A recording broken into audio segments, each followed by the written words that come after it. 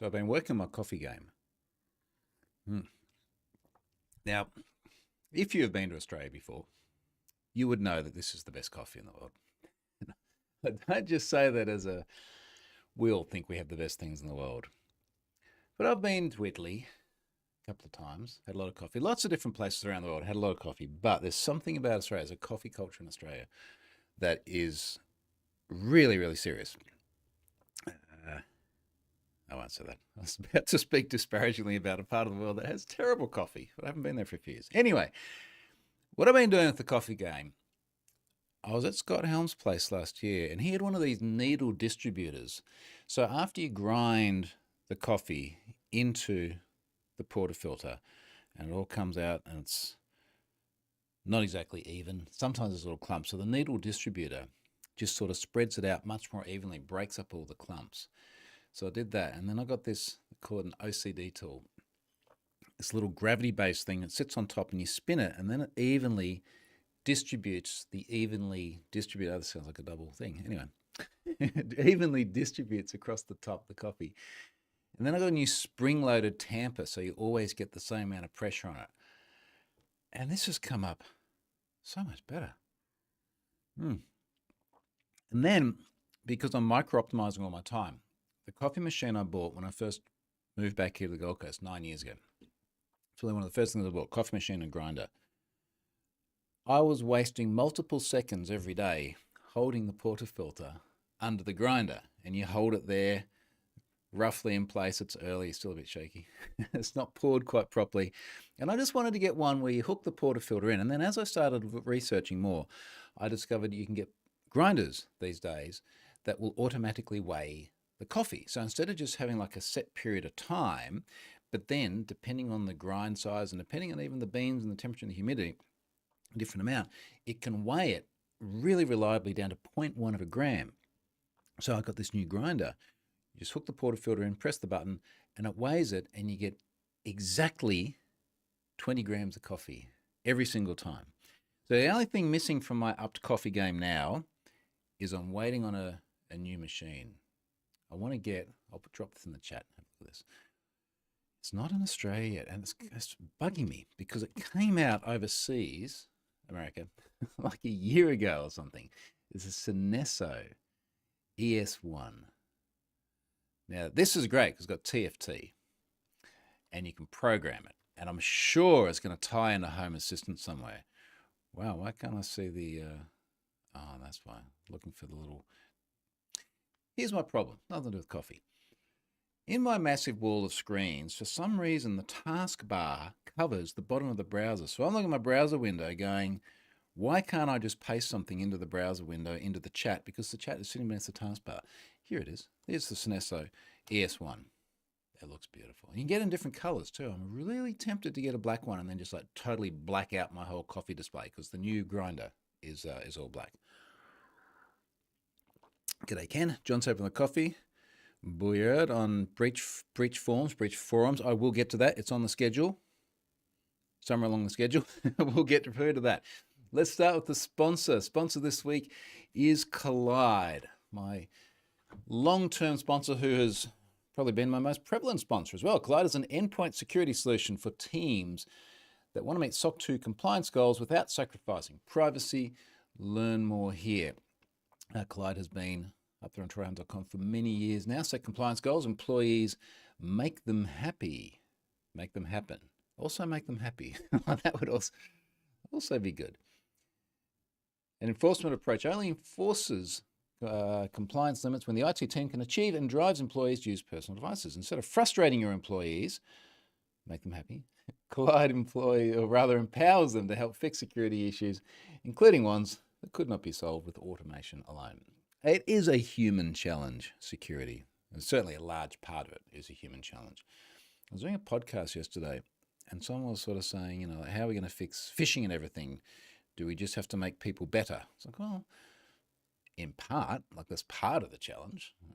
Part of the challenge is also using technology to make it better. Some of the AI stuff we're going to talk about soon could also make it better.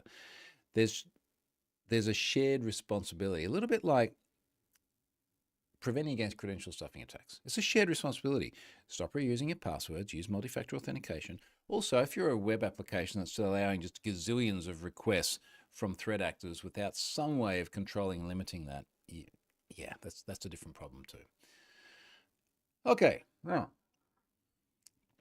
interesting things this week. Let's start with the post-millennial. Now, this is something I spoke about last week. I'm going to try and find my thread on this. Post-millennial conservative news website got very breached. So very breached is when they get your data and they deface your website as well. Got very breached a couple of weeks ago. And last week I spoke about how in this data breach, it was a combination of editors or writers for the publication. They had some JSON dumped. Customers of the service, subscribers of the service, they had some data dumped. And then at the time, there was something like 26 million records dumped in what was referred to as mailing lists. Now, I added all the caveats around this last week. I still got to add the caveats because we've seen nothing at all from the post-millennial on this. Caveats were that whoever broke into the site, and there was clearly compromised because the whole thing was defaced. You know, like it's one, and again, I have not seen the post-millennial argue against this, but it's one thing when organizations argue that, no, we have not been breached, this is not our data. It's another thing when your site has been defaced. It's like, okay. we can't really argue that we didn't have a data breach.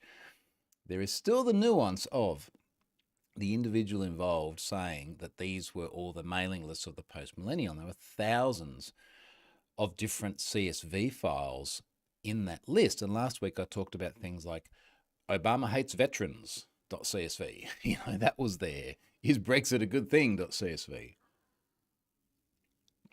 A whole bunch of stuff like this. Now, 26 million. I think I commented on the update last week. I certainly put on the Twitter thread here that there was a large archive, 5 gig archive, that had a whole bunch of file names in folders, or let's rephrase it, a whole bunch of CSV files in folders with names beginning with A, B, C, I think it went to D, somewhere in my thread here. Anyway, it was a subset of everything. And I think I recall reading somewhere, it went to E. Sits in 13 folders ranging from AA to epoch. So again, alphabetical, yeah, you get the idea. Anyway, that was only about 5 different letters of the alphabet. And I said at the time, so at face value, this may only be about 20% of the original corpus. The presence of this data sourced from various other locations creates a bit of a mess for post-millennial. Now, someone at the time, and I can't remember where I saw this, it might have been on the website that no longer exists, which we'll talk about in a moment, but someone said, look, there was a corruption in the archive, and it was a 5 gigabyte file, but it only had data from the A through to the E. Someone subsequently posted the entire thing that went from the E's all the way through to the Z's, the Z's, depending on where you are. It's America time at the moment. Europe, a lot of Europe is asleep. So someone dumped that over the course of this week, and that had all the other CSVs in it. Now that more than doubled the total number of unique email addresses. Now I know in here I said, well, look, if you've got A through to E, then that's the first 5 letters of the alphabet, so maybe that's 20% of the corpus. Inevitably, the remaining 80% of the corpus had a whole bunch of email addresses, which were probably already in some of the other files anyway. Long story short, we went from about 26 million to about 56 million, which was a sizable uptick. What's the actual number on that? Let me double check that. Do I have my figures right? Yeah. Well, about 57 million, just a tad under 57 million. So I've added that to Have I Been Pwned. Much confusion by people. A lot of people said, I don't want to be associated with, to use their terms, a right-wing website. So, well, there's an opt-out in Have I Been Pwned. I get that. I don't know why your data is there. No one does, because there's still no comments from the post-millennial, which is very strange. Now, I do wonder if given enough time and enough pressure on them, particularly if people get very lawyery these days around data breaches, a lot of class actions. So maybe if people get active enough in that space, that will make the Post-Millennial at least put out some sort of a statement on it. But it's quite strange when you see both the Post-Millennial and the chief editor, or the guy who was the one who, I made a complete mess of that. When the site was defaced, there was a message put on there allegedly from, I think it was Andy No is his name, allegedly from him. Now notice both him and the Post-Millennial, their accounts on Twitter have been super active this whole time, but as far as I know, no one has actually said anything about the incident, and clearly they know because it got defaced. Just very strange to hear nothing. So we'll see. At the moment, that one's filed away. There seems to be no more happening on that one. I did later see from the Risky Business newsletter, apparently someone was targeting that political leaning class of website, and I think it was TPM and a few others as well might have been caught up in that. So yeah, perhaps some, I don't know if political motivation is the right way of putting it, or just misaligned values. And that's why they were going after them. Either way, that's what happened. So, breach forums. Someone asked about breach forums. Now, this is like the most predictable outcome, InfoSec outcome of the year. A little history lesson first. There are a lot of websites out there where data breaches are posted to. Always have been. And obviously I come across a bunch of these in the course of running Have I Been Pwned, because that's where a lot of the data comes from. All the way back to when Have I Been Pwned first started, and it was largely Adobe. There were websites where Adobe was posted. And then over the course of time, a lot of these websites have become forums for people to coordinate, exchange, sell data breaches. These forums are not dark web forums. And for all the media getting carried away about dark websites and everything getting taken down, they're not dark web forums. They are clear web forums. You open up your normal web browser and you go https:// and you put it in there. And in the case of the one that's just been taken down, it was breachforums.is is the last domain I think that they were running on. Let's see. No, breachforums.st. I don't even know anymore. Where's it gone? Breach forums. Because the other day I was looking at it and maybe it was ST. Maybe it was CX. This is the problem. When you're running like illegal data breach forums, you tend to end up having problems with your domains and it rotates. So anyway, back to the story. A lot of these forums have started popping up on the clear web. And I've always found it fascinating because clearly, if it's on the clear web, it is something which is discoverable in terms of origin. You run behind a Tor hidden service. And look, there's plenty of websites that run behind Tor hidden services and eventually get discovered and taken down when there's enough incentive for law enforcement to do so. But running them on the clear web just seems like, okay, why? Anyway, moving forward, 3 websites that have become quite notorious in recent years and suffered takedowns are raid forums. Raid forums was very, very popular. Now let's have a look at the history here. Raid forums takedown. I don't have them. And interestingly, they all have everything from the same sort of categories and layouts through the same sort of visual design. Takedown of raid forums. This was 21st of June. Actually, look, there's actually a Wikipedia page on this. Oh, interesting. Raid forums was an English language black hat hacking internet forum active from 2015 to 2019. That had a good run, didn't it, in terms of duration? So raid forums ran through raidforums.com. Do we still have the law enforcement and friends? Yep, takedown notice there. Raidforums.com, eventually knocked offline, taken down by FBI, NCA, Swedish police, Dutch police, AFP's not there. Our Aussie police is on the latest one. We'll come back to that. So these forums operate with near impunity. They are always run, and we know this because of what happens afterwards, they're always run by young men. Now, sometimes old children, 16, 17 years old, end up obviously turning into adults, still running the thing. The founders in this case, omnipotent, was Diogo Santos, I think from memory. He was in Portugal or somewhere, but then ended up, Portuguese national. The website was founded by a 21-year-old Portuguese national. And a screen name, Omnipotent, arrested January 31, 2022 in the UK. His arrest occurred pending several years of investigation after several of his devices were searched under warrant, and so on and so forth. Now, I'm sure that if I continue to search here, we'll see that Raid Forums was then succeeded by Breach Forums. Breach Forums version 1. Now, this Breach Forums ran from around about, it must have been around about that time.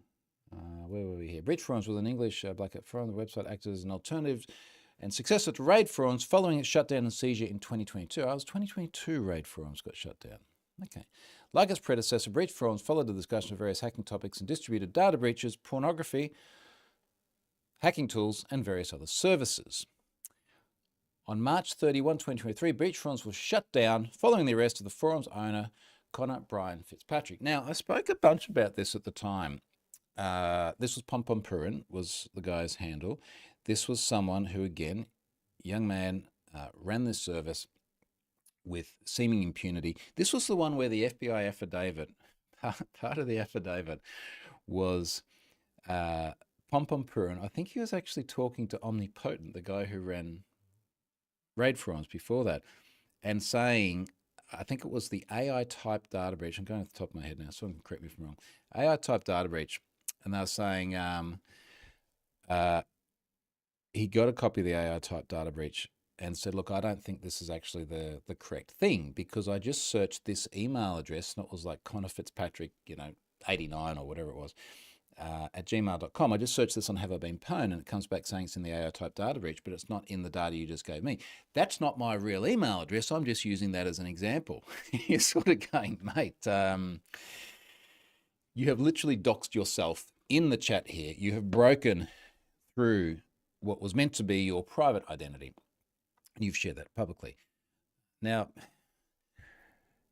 Connor Fitzpatrick also got charged with child exploitation things. So sympathy for him is extraordinarily limited, but it is certainly a waste of a young life. Anyway, so that got taken down, replaced by another Breach Forums, which popped up earlier last year, and this week has been knocked offline. Now that's kind of, it's kind of the same pattern over and over again. Now we don't know who, in terms of real life identities, was behind this. I have seen some discussion that there might have been an arrest related to it, but it's the same thing over and over again. Raid Forums, Breach Forums 1, Breach Forums 2. Forum gets stood up, lots of people in there, sharing lots of data, loads and loads of really, really juicy records for law enforcement. You know damn well, just as with Pom Pom Purin, a bunch of people there have not been doing their OPSEC properly. They will have real world handles or email addresses or IPs, or if not, they'll link to other places where it then got disclosed. There's always a paper trail. So for folks that were part of this doing illegal things, I would be somewhat worried. Now, so Breach Forums got taken down. The Telegram channel associated to that got taken down. I think one or two other Telegram channels got taken down. I'm just trying to find that last law enforcement takedown notice, because it was kind of curious.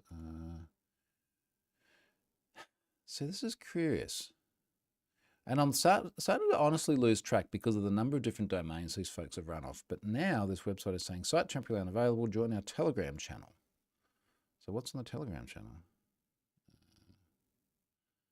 Maybe someone else has snared that domain. That's a bit odd. Who knows?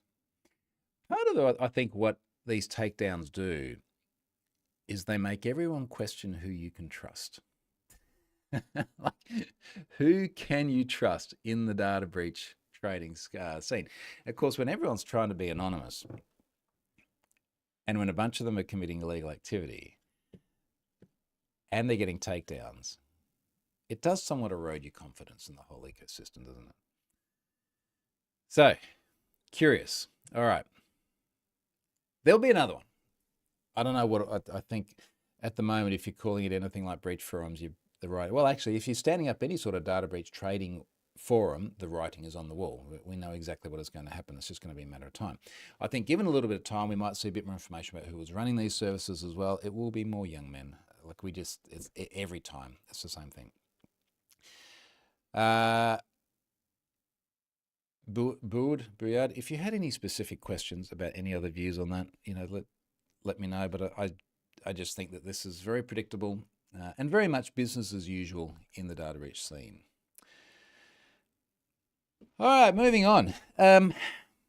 Interesting stuff this week, not just necessarily directly cyber related, was ChatGPT 4.0. Now, if you have not seen the videos of this already, this is fascinating.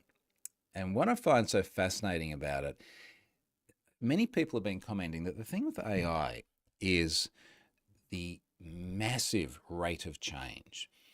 Now, there is a lot of AI FUD out there, huge amounts of AI FUD. A lot of FUD around everything from taking people's jobs away to how extensively it's going to be used in scams and everything else, through to blaming AI for things like the alleged Europcar data breach and blaming AI for generating content when there was no AI involved at all because it was just like a PHP faker library. So a lot of FUD. Now, we got to figure out what is actually legit and interesting out of the whole thing. And if you've not seen it already, what came out in 4.0 this week, and there's a gazillion videos about it already. Yeah. Tangential topic. Is it just me, or does it now seem like there's a gazillion AI experts all sharing fairly useless crap, particularly on Twitter? It's just threads and threads about, here's a thread about how AI will change everything. And then it's just example. And some of it's kind of interesting, but you sort of go, I wonder who this person is. And it always just seems to be some rando. Anyway, what was particularly fascinating about it is the ability to now have conversations. Let's just give this a go. So you get your latest ChatGPT 4.0. You click little headphones, and it says connecting. It is connecting. Hey, ChatGPT. Could you clarify what you're referring to? Oh, Are yeah. you talking about a device or maybe a connection to the internet? I was just talking about your connection keeps dropping out, but hey, different topic. Tell me about data breach trading forums.